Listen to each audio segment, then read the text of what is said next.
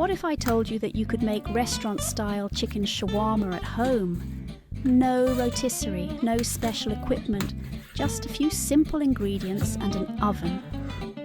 Today we're marinating chicken breast in a flavourful shawarma-inspired sauce, then threading it onto skewers with onions, green peppers and red peppers.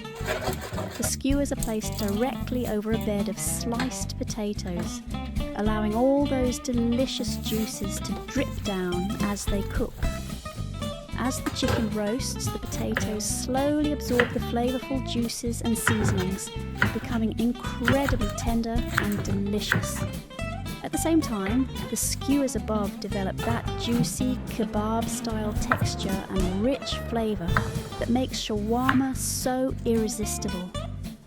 Covered with baking paper to keep everything moist and prevent burning, this simple cooking method delivers amazing results with very little effort. The result? Juicy shawarma-style chicken, flavourful vegetables and potatoes infused with every drop of goodness from above.